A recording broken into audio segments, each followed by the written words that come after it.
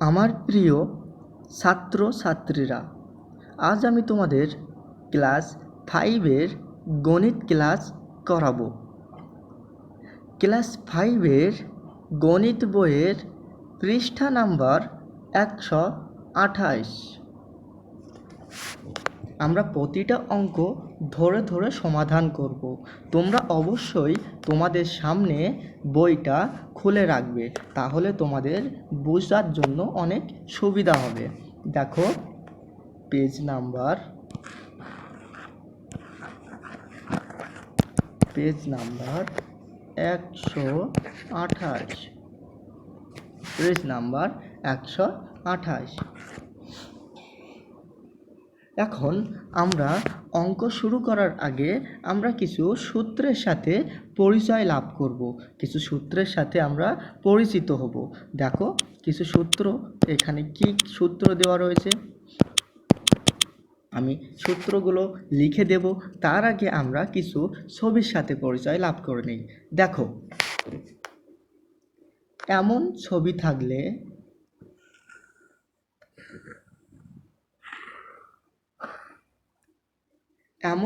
থাকলে এটাকে কি বলা হয়? তোমরা বলো তো দেখি, সবাই বলার চেষ্টা করো যে এমন ছবি থাকলে এই ছবিটাকে আমরা কি বলবো? এই ছবিটাকে বলা হয় আয়তক্ষেত্র। ছবিটাকে কি বলা হয়? ছবিটাকে বলা হয় আয়তক্ষেত্র। ছবিটাকে বলা হয় আয়তক্ষেত্র। আয়তক্ষেত্র।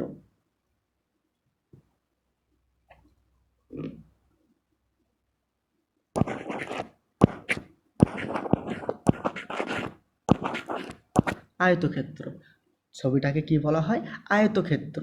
এবং দেখো এই অংশটাকে কি বলা হয়? এই অংশটাকে বলা হয় দৈর্ঘ্য। এই অংশটাকে কি বলা হয়? এই অংশটাকে বলা হয় দৈর্ঘ্য। আর এই অংশটাকে কি বলা হয়? এই অংশটাকে বলা হয় প্রস্থ। কি বলা হয়?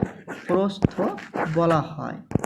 তাহলে আমরা বুঝতে পারলাম যে এমন ছবি থাকলে এই ছবিটাকে কি বলা হয়? এই ছবিটাকে বলা হয় আয়তক্ষেত্র। এবং এই যে অংশটা এটাকে বলা হয় দৈর্ঘ্য। আর এই যে এই অংশটাকে কি বলা হয়? প্রস্থ। এখন তোমরা সবসময় মাথায় রাখবে, এই আয়তক্ষেত্রের সময় এই দাগ আর এই দাগ, অর্থাৎ এটা আর এটা কিন্তু একই। এটা যদি দৈর্ঘ্য হয় তাহলে এটাও কিন্তু দৈর্ঘ্য। দেখো, এখান থেকে এর দূরত্ব যতটা, এখান থেকে এর দূরত্ব কিন্তু ঠিক ততটাই। আবার তোমরা ভালো করে লক্ষ্য করো যে এই অংশটাকে কি বলা হয়? এই অংশটাকে বলা হয় প্রস্থ। এই অংশটাকে বলা হয় প্রস্থ।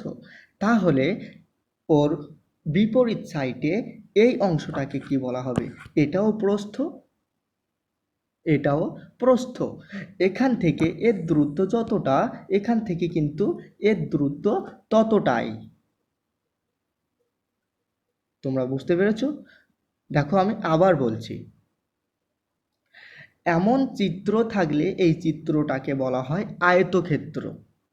আর যার এই বাহুটাকে বলা হয় দৈর্ঘ্য, এই বাহুটাকে বলা হয় প্রস্থ। আয়তক্ষেত্রের দুটো করে বাহু একই রকম হয়। এই বাহু সমান, এই বাহু সমান। চলো আমরা আয়তক্ষেত্রের কিছু সূত্রের সাথে পরিচিত হব। দেখা যাক আয়তক্ষেত্রের কি কি সূত্র রয়েছে। দেখো, আয়তক্ষেত্রের যে সূত্র রয়েছে, আয়তক্ষেত্র আমরা আরেকবার এঁকে নেব। এটা আমাদের আয়তক্ষেত্র। দেখো, আমরা আয়তক্ষেত্রের যে সূত্রগুলো জানি, সেই সূত্রগুলোর সাথে আমরা পরিচয় লাভ করব। দেখো, আয়তক্ষেত্রের ক্ষেত্রফল, আয়তক্ষেত্রের ক্ষেত্রফল। এটা আমরা জানি আয়তক্ষেত্র, এর যে সূত্র, তার সূত্রটা কি? দেখো, ক্ষেত্রফল। ক্ষেত্রফল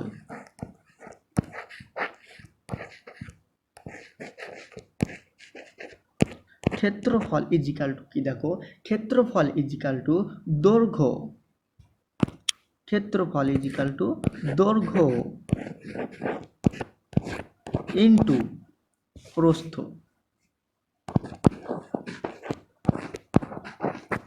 দৈর্ঘ্য ইন্টু প্রস্থ। ক্ষেত্রফল ইজিক্যাল টু কি? ক্ষেত্রফল ইজিক্যাল টু দৈর্ঘ্য ইন্টু প্রস্থ। এটা ক্ষেত্রফলের সূত্র। এটা কিসের সূত্র? এটা ক্ষেত্রফলের সূত্র। এবারে তোমরা দেখো, যদি আয়তক্ষেত্রের প্রস্থ বার করতে বলে, যদি আয়তক্ষেত্রের কি বার করতে বলে? যদি আয়তক্ষেত্রের প্রস্থ বার করতে বলে, প্রস্থ ইজিক্যাল টু কি? দেখো, প্রস্থ ইজিক্যাল টু, সরি, তোমাদের হয়তো এই কালারটা অতটাও বোঝা যাবে না, তাই আমি কালারটা চেঞ্জ করে নিচ্ছি। দেখো, প্রস্থ। প্রস্থ ইজিক্যাল টু কি? প্রস্থ ইজিক্যাল টু, প্রস্থ ইজিক্যাল টু, প্রস্থ ইজিক্যাল টু ক্ষেত্রফল।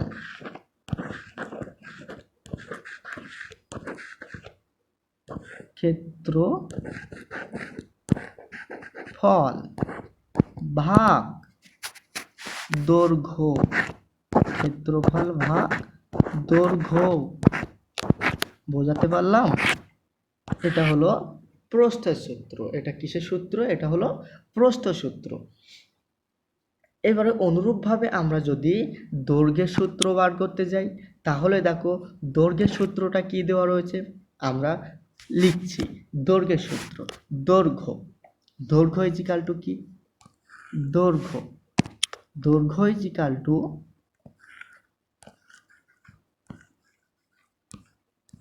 দৈর্ঘ্য ইজিক্যাল টু, দৈর্ঘ্য ইজিক্যাল টু ক্ষেত্রফল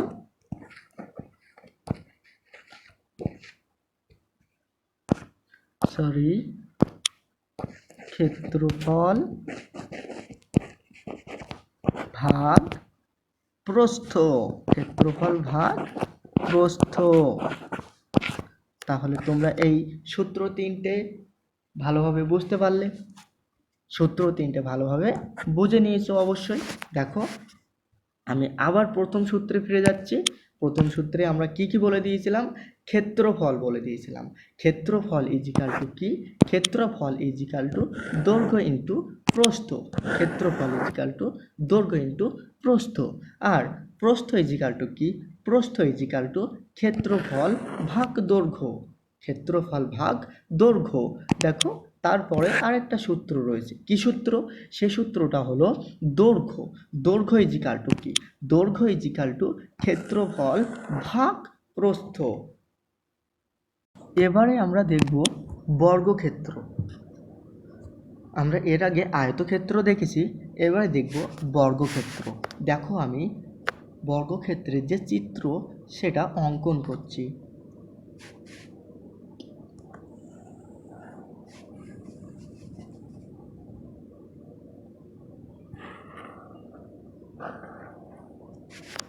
বর্গক্ষেত্র এমনটা দেখতে হয়। বর্গক্ষেত্র এমনটা দেখতে হয়। তাহলে এমন ধরনের চিত্র থাকলে আমরা সেটাকে কি বলবো? এমন ধরনের চিত্র থাকলে আমরা সেটাকে বলবো বর্গক্ষেত্র। বর্গক্ষেত্র। এমন ধরনের চিত্র থাকলে সেটাকে আমরা বলবো বর্গক্ষেত্র। এখন দেখো, এই বর্গক্ষেত্রের তোমরা লক্ষ্য করলে দেখতে পাবে যে এর যে চারটে বাহু রয়েছে, এই বাহু, এই বাহু, এ বাহু এবং এ বাহু, এই চারটে বাহু কিন্তু একই রকম। চারটে বাহু কিন্তু একই রকম। যদি আমি উদাহরণ দিয়ে তোমাদেরকে একটু বোঝানোর চেষ্টা করি, তাহলে দেখো, এই বাহুটার দৈর্ঘ্য যদি হয় 3 সেমি অর্থাৎ 3 সেন্টিমিটার, তাহলে এই বাহুটারও দৈর্ঘ্য হবে 3 সেন্টিমিটার। এই বাহুটারও দৈর্ঘ্য হবে 3 সেন্টিমিটার। ঠিক আছে, তাহলে এ বাহুটারও দৈর্ঘ্য হবে 3 সেন্টিমিটার। বোঝাতে পারলাম তোমাদের? এখন আমরা আগে দেখেছিলাম যে কোনটাকে দৈর্ঘ্য বলা হয়, কোনটাকে প্রস্থ বলা হয়, কিন্তু এটা বর্গক্ষেত্র। এর কিন্তু দৈর্ঘ্য, প্রস্থ সব কিছুই একই রকম, সব কিছুই একই রকম। তাই আমরা এই বর্গক্ষেত্রের জন্য কিছু সূত্রের সাথে পরিচয় লাভ করব। দেখো বর্গক্ষেত্রের জন্য কি কি সূত্র দেওয়া রয়েছে, তোমাদের বইতে অবশ্যই দেওয়া রয়েছে, তারপর তোমরা দেখে নাও, তোমাদের সুবিধা হবে। দেখো ক্ষেত্রফল, বর্গক্ষেত্রের ক্ষেত্রফল, আমি চিত্রটা এখানে অঙ্কন করে দেব। দেখো এটা বর্গক্ষেত্র, এর ক্ষেত্রফলের কি সূত্র রয়েছে? ক্ষেত্রফল, ক্ষেত্রফল, ক্ষেত্রফল ইজিক্যাল টু কি? ক্ষেত্রফল ইজিক্যাল টু,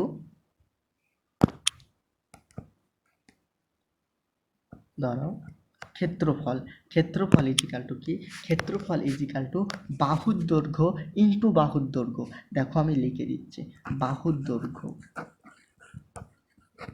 বাহুর দৈর্ঘ্য ইন্টু বাহুর দৈর্ঘ্য, বাহুর দৈর্ঘ্য। এটা হলো এর ক্ষেত্রফলের সূত্র, এটা হলো এর ক্ষেত্রফলের সূত্র। এখন তোমাদের আমি আগে বলতে ভুলে গিয়েছিলাম, ক্ষেত্রফল কাকে বলে। ক্ষেত্রফল হলো এই যে বর্গক্ষেত্র তোমরা দেখতে পাচ্ছ, এই একটা বর্গক্ষেত্র, এই বর্গক্ষেত্রের এই ভিতরে যতগুলি অংশ রয়েছে, এই ভিতরে যতগুলি অংশ রয়েছে, ঠিক আছে, এই ভিতরের সব অংশটুকু, এই ভিতরের এইখান থেকে এই ভিতরের সব অংশ, টোটাল ভিতরের অংশটুকু কি বলা হয়? টোটাল ভিতরের অংশটুকুকে বলা হয় ক্ষেত্রফল, টোটাল ভিতরের অংশটুকুকে বলা হয় ক্ষেত্রফল। এখন এত সময়ে আমরা যে সূত্রগুলো দেখলাম, সেই সূত্রগুলি প্রয়োগ করে আমরা কিছু অঙ্ক করার চেষ্টা করব। দেখো এখানে প্রথম অঙ্কটি কি বলেছে। এখানে প্রথম অঙ্কটি বলা হয়েছে যে একটি আয়তাকার ঘরের দৈর্ঘ্য, একটি আয়তাকার ঘরের দৈর্ঘ্য 21 মিটার এবং প্রস্থ কত মিটার? প্রস্থ 6 মিটার। ঘরটির মেঝের ক্ষেত্রফল কত?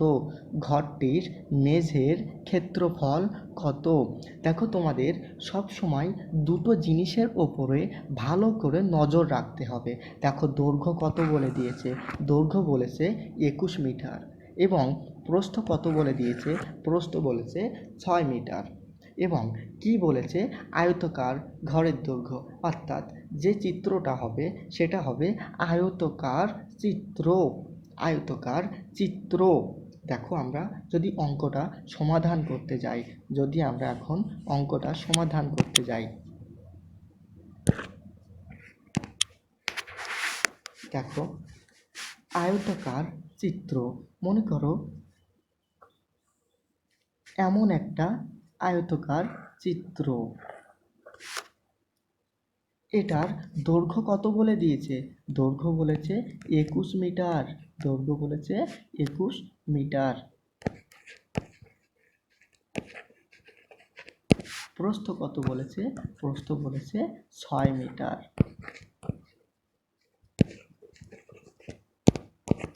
প্রস্থ বলেছে 6 মিটার এবং এর ক্ষেত্রফল বার করতে বলেছে। কি বার করতে বলেছে? বার করতে বলেছে যে মেঝের ক্ষেত্রফল, মেঝের ক্ষেত্রফল। তোমরা এখন মেঝে, যে ঘরের মেঝে সেটাকে এটা ধরো, কারণ আমাদের এটা মানে ক্ষেত্রফল, তাহলে তোমরা ঘরের মেঝে কোনটা ধরবে? এটাকে ঘরের মেঝে ধরো, এর ক্ষেত্রফল বার করতে হবে। আমরা সহজেই এর ক্ষেত্রফলটা বার করতে পারবো। দেখো আমরা ক্ষেত্রফলের কি সূত্র জানতাম? ক্ষেত্রফল,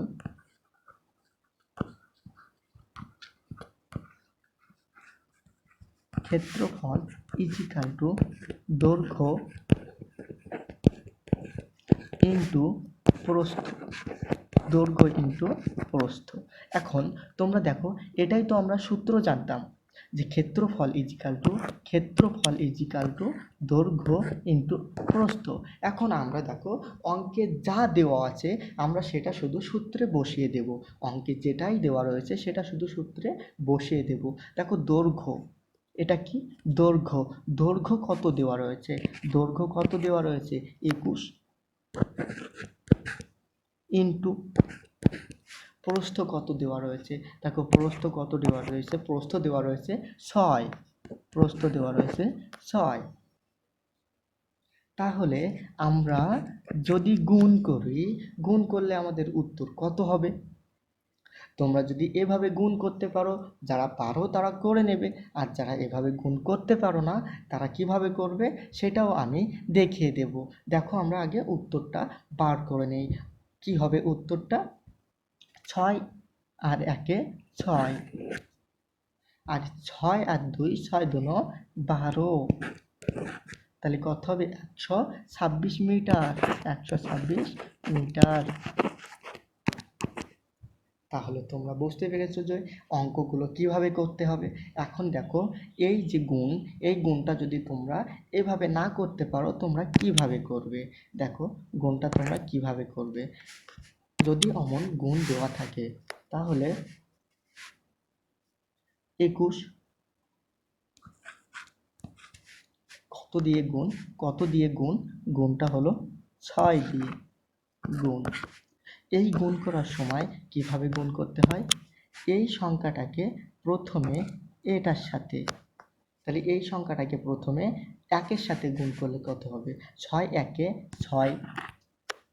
আবার এই 6 সংখ্যাটাকে 2-এর সাথে গুণ, তাহলে 6 সংখ্যাটাকে আবার 2-এর সাথে গুণ করলে কি হবে?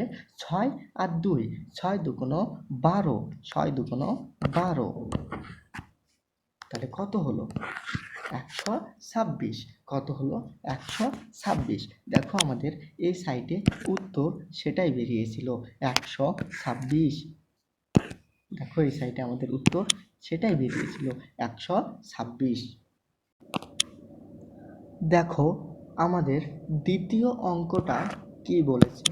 দেখো দ্বিতীয় অঙ্কটি বলেছে যে একটি বর্গাকার জমির বাহুর দৈর্ঘ্য 15 মিটার হলে ওই জমির ক্ষেত্রফল কত? এখন আমরা যদি অঙ্কটা করার চেষ্টা করি তাহলে অঙ্কটা আমাদের কিভাবে করতে হবে। দেখো একটা বর্গাকার জমির বাহুর দৈর্ঘ্য বলে দিয়েছে কত মিটার? 15 মিটার। একটা বর্গাকার জমির বাহুর দৈর্ঘ্য 15 মিটার। দেখো বর্গাকার জমি কেমন দেখতে হয়? এমনটা হয়। এটা একটা বর্গাকার জমি, তোমরা জমিই ধরে নাও যেহেতু অঙ্কে জমি দেওয়া রয়েছে। এর একটা বাহুর দৈর্ঘ্য কত? একটা বাহুর দৈর্ঘ্য 15 মিটার। একটা বাহুর দৈর্ঘ্য 15 মিটার। অর্থাৎ এর প্রতিটা বাহুর দৈর্ঘ্য কত? 15 মিটার। আমি কি বলেছিলাম? বর্গাকার জমি হোক বা বর্গাকার চিত্র হোক, তার প্রতিটি বাহুর দৈর্ঘ্য সমান হয়। তাহলে এটা যদি 15 মিটার হয়, এটাও 15 মিটার, এটাও 15 মিটার, এটাও 15 মিটার। এখন আমরা ক্ষেত্রফলের সূত্র কি জানি? বর্গাকার ক্ষেত্রের ক্ষেত্রফল।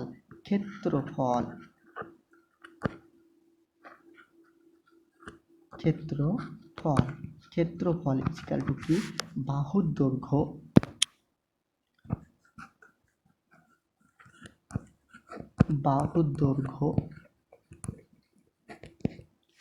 ইন্টু বাহুর দৈর্ঘ্য। এটাই তো জানি আমরা বর্গাকার ক্ষেত্রের ক্ষেত্রফলের সূত্র। তাহলে দেখো আমাদের যে কোনো দুটো বাহু লাগবে। আমরা যে কোনো দুটো বাহু, হয় এই বাহু নিতে পারি, না হলে এই বাহু নিতে পারি, না হলে এই বাহু নিতে পারি। আমাদের যে কোনো দুটো বাহুর দৈর্ঘ্য নিতে হবে। অর্থাৎ আমাদের কি বলে দিয়েছে যে 15 মিটার, একটা বর্গাকার বাহুর দৈর্ঘ্য 15 মিটার। তাহলে আমাদের প্রতিটা বাহুর দৈর্ঘ্য 15 মিটার, প্রতিটি বাহুর দৈর্ঘ্য 15 মিটার। তাহলে আমরা সূত্র অনুযায়ী বাহুর দৈর্ঘ্য এই যে বাহুর দৈর্ঘ্য, এই বাহুর দৈর্ঘ্যের এখানে 15 ইন্টু 15 বসাতে পারি। এবারে এটাকে গুণ করলে আমাদের যে উত্তর হবে সেটাই হবে আমাদের বর্গাকার বাহুর ক্ষেত্রফল। বর্গাকার বাহুর ক্ষেত্রফল বা বর্গাকার চিত্রের ক্ষেত্রফল, বাহুর না, বর্গাকার চিত্রের ক্ষেত্রফল। দেখো গুণটাকে কিভাবে করতে হবে। গুণটাকে করার জন্য গুণটাকে কিভাবে করতে হবে, আমাদের কি কি ছিল, আমাদের ছিল যে 15 ইন্টু 15। আমাদের একই নিয়মে গুণটা করতে হবে, একই নিয়মে গুণটা করতে হবে। দেখো প্রথমে এটা দিয়ে এটাকে গুণ করতে হবে। 5 পাঁচা কত? 25। 5 পাঁচা কত? 25। 25-এর কত? 5। হাতে কত আমাদের? হাতে কত থাকলো? দেখো হাতে কত থাকলো? 2। আবার এই 5 দিয়ে একে গুণ করতে হবে। তাহলে 5 দিয়ে একে গুণ করলে 5 একে 5। আর সেই 5-এর সাথে আমাদের হাতের যে সংখ্যা এই 2, এই সংখ্যাটাকে গুণ করলে কত হলো? 5 আর 2 7। এবারে এখানে তোমাদের একটা সংখ্যা বাদ দিতে হয়, অর্থাৎ একটা সংখ্যা বাদ দিয়ে পরের সংখ্যাগুলো লিখতে হয়। তাই আমি প্রথম সংখ্যাটার নিচে একটা ক্রস চিহ্ন দিলাম। তারপরে কি করতে হবে? আবার 1 দিয়ে 5কে গুণ। তাহলে 5 একে 5। যেহেতু এখানে আমি ক্রস দিয়ে দিয়েছি তাহলে এখানে কোনো সংখ্যা আমি লিখতে পারবো না, তাই আমি 5 একে 5 এখানে লিখলাম। আবার এই 1টাকে এটার সাথে গুণ। তাহলে 1 একে কত? 1 একে 1। একটা এই সাইডে লিখে দিলাম, বা এই সাইডে লিখতে হয়, এটা নিয়ম। তাহলে গুণ করলে কত হবে? এর নিচেই কোনো সংখ্যা নেই। গুণের পরে আমাদের কি করতে হয়? গুণের পরে যোগ করতে হয়। গুণের পরে যোগ করতে হয়। তাহলে 5, নিচে কোনো সংখ্যা নেই, তাহলে 5 5-এর জায়গায় বসলো। দেখো 7 আর 5 যদি আমরা যোগ করি, দেখো যারা যোগ করতে পারো তারা তো ভালো, যারা পারো না তাদের জন্য আমি বলে দিচ্ছি। দেখো এই 7, এখানে আমি 7টা দাগ দিয়ে দিই। 1 2 3 4 5 6 7। নিচে কত আছে? 5। নিচে কত আছে? 5। তাহলে আমরা 5-এর পরের থেকে এই দাগগুলো সব গুনবো। তাহলে 5 6 7 8 9 10 11 12। তাহলে কত হলো? 12। 12-র কত? 2। হাতে কত? হাতে 1। হাতে 1। 12-র 2 হাতে 1। সেই 1টা কার সাথে যোগ হবে? এই 1-এর সাথে যোগ হবে। তাহলে 1 আর 1 2। উত্তর কত হলো আমাদের? 225। 225। তাহলে আমাদের উত্তরটা এই সাইডে কত হবে? আমাদের উত্তরটা হবে 225 মিটার।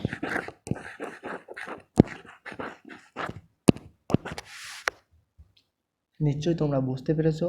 দেখো আমি গুণ করে দিয়েছি, এই সাইডে গুণ করে দিয়েছি, কিভাবে গুণ করতে হয়, গুণের পরে কি করতে হয়, যোগ করতে হয় সেটাও করে দিয়েছি। তারপরে আমাদের উত্তর আমরা এখানে করে দিয়েছি। খুব সহজ অঙ্ক, খুব সহজ অঙ্ক। তোমরা বাড়িতে প্র্যাকটিস করবে, তোমরা বাড়িতে প্র্যাকটিস করবে, নিশ্চয়ই তোমরা সবগুলো অঙ্ক সমাধান করতে পারবে। আর সবশেষে যদি আমাদের এই ছোট্ট ইউটিউব চ্যানেলটা তোমাদের একটু উপকারে আসে তাহলে তোমরা সাবস্ক্রাইব করতে আর একটা লাইক দিতে ভুলবে না, এবং তোমাদের বন্ধুদের মাঝে শেয়ার করতে ভুলবে না। তাহলে আমার ছোট্ট ছাত্রছাত্রীরা, আজ আমাদের ক্লাস এই পর্যন্তই। দেখা হবে আবার পরবর্তী ক্লাসে পরবর্তী অঙ্ক নিয়ে, মজার মজার অঙ্ক নিয়ে।